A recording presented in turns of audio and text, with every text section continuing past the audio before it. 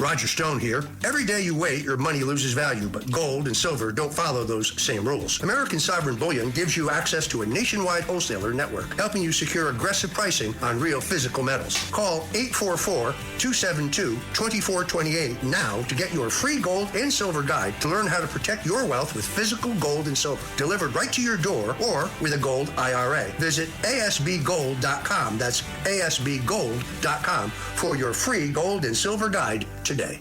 Trading at Schwab is now powered by Ameritrade, giving you even more specialized support than ever before. Like access to the trade desk, our team of passionate traders ready to tackle anything from the most complex trading questions to a simple strategy gut check. Need assistance? No problem. Get 24/7 professional answers and live help, and access support by phone, email, and in-platform chat. That's how Schwab is here for you, to help you trade brilliantly. Learn more at schwab.com/trading. The More Money Show with Steve Moore on the Red Apple Podcast Network. Welcome back, folks. This is the More Money Show. I'm economist Steve Moore. I want to turn for my next guest to an old friend who is plugged in more on both the economy and politics of anyone I know, Ralph Reed. You know Ralph Reed. He is the founder of Faith and Freedom Coalition. Ralph, thanks for joining. You bet, Steve. Good to be with you. So a lot to talk about, Ralph. First of all, I was, as you probably know, I was there on last Saturday night, when we had the melee at the White House Correspondents' Dinner. And I just wanted to run something by you. I thought there were a lot of odd things about that evening, and I think there were a lot of safety protocols that were broken at that event, that dinner. One of which, Ralph, I wonder what you think about this, is that there in that room was the president, the vice president, the speaker of the House, and 5 of the 6 in succession for the presidency. That just didn't seem very advisable to me. And I mean, what if he had a bomb? So what do you think about that?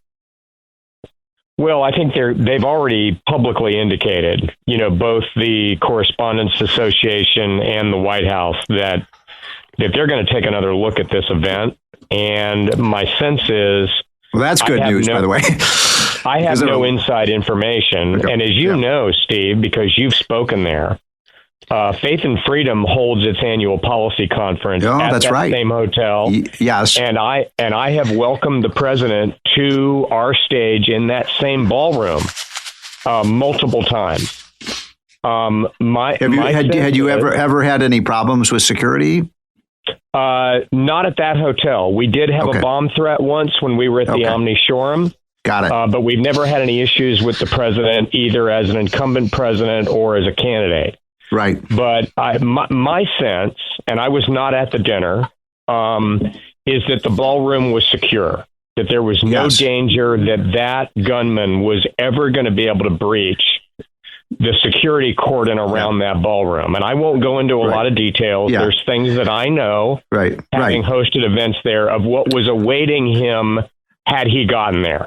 And by the way, let me just interrupt you for 1 second on that. So, I was at the Wall Street Journal table. We were probably about 100 feet away from the president. And we heard these 2 booms, boom, boom, like bombs going off. And we didn't know what was going on. And we thought that a gunman had entered. We didn't know until later that the gunman never even got into the fake. And so that's freaked everybody out. People were, ducking beneath the tables and so on. But the fact that he was not, and you're right, the security to get into the ballroom was pretty good. The problem was, while the pre-parties and stuff like that with all these dignitaries and stuff, you could just basically walk in, and even getting into it would have been easier to get into the Washington Wizards basketball game. The pre-parties, as you know, Steve, are outside the metal detectors. And that's true. That's right. That's probably going to get changed. I'll tell you what I think will have to happen here. And I attended Charlie Kirk's funeral in Phoenix last September. I accompanied Kristi Noem, who was then head of Department of Homeland Security. Yep. And she told me as we were going in, to my astonishment, but it makes perfect sense, and it's to your point, Steve, your opening point. She said this has been elevated to a national security event.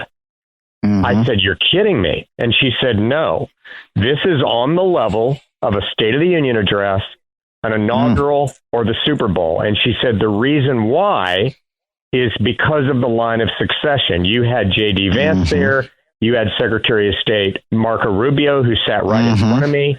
You had the same issue you had last Saturday night in D.C. Now, what happens there, and we don't need to go down a rabbit hole here, but just for the edification of your listeners, Steve, there are all kinds of security protocols that kick in with a national security event. First of all, the metal detectors and the security cordon are outside the facility. So no one entered the arena in Phoenix for that funeral without going through a metal detector outside the building. Had that been the case at the Washington Hilton, no one would have been at any pre-party armed. That entire perimeter would be secure. It would be much tighter. Now, look, I'm a little selfish here because our event's coming up in June and we've invited the president. He's come 9 times before. You know, I think they can do whatever they have to do, but here's the issue, Steve. And look, I support the president's ballroom. I think it ought to be built. I think it will be a crown jewel for the nation. It's been needed for decades. But the reality is, and I know because I do events in D.C., as do you, there's only 1 or 2 facilities in the entire city that can hold an event the size of our policy conference or the White House Correspondents' Dinner, and people are not going to be able to go to the White House ballroom every time he speaks. The larger point, in my view, Steve, the more salient and disturbing point is the level of hateful rhetoric in our country politically. I'm sorry to say on both sides, but with this president, and I've worked on 12 presidential campaigns. I have known and served 4 presidents. I have never seen a level of this bile, this hatred. And when you say for 10 years that somebody is a would-be dictator, that they're another Hitler, that they're a Nazi, fascist, that they're an authoritarian, that they're an existential threat to democracy, it is one step of logic from that premise for someone of a depraved mind or radical ideological beliefs or both to believe that that man has to be stopped violently if necessary, at the loss of his life if necessary. And it's a disgrace, and it needs to stop. It is.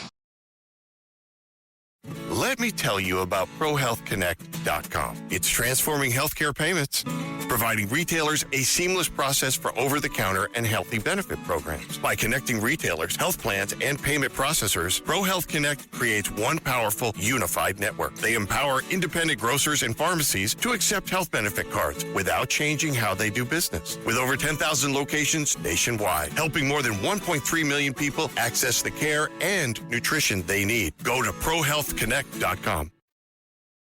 Now, let's talk about President Trump for a minute. I mean, I drove home, and when I got home, because it was, obviously the dinner was over.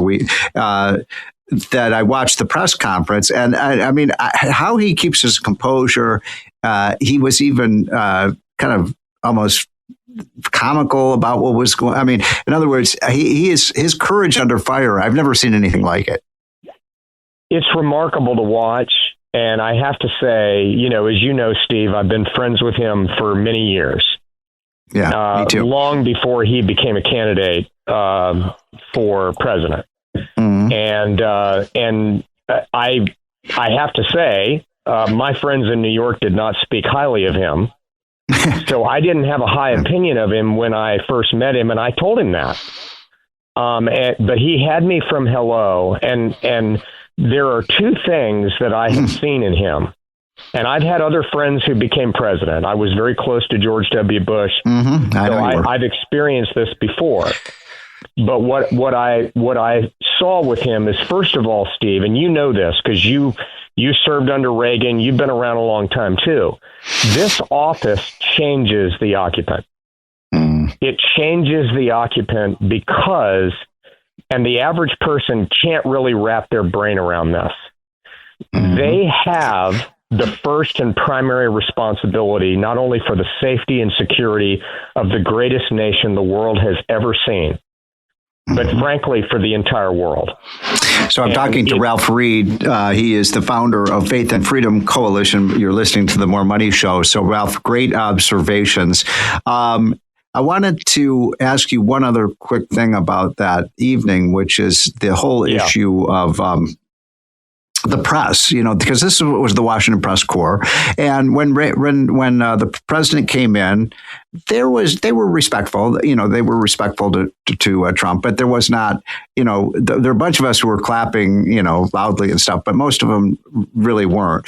But what was interesting was talking to many of these reporters afterward. I was at the Wall Street Journal, not the editorial board, their news division, and they were impressed with the way Trump handled himself. And these aren't people, as you know, the Washington Press Corps are not big fans of Donald Trump. No. They're liberal and they're cynics.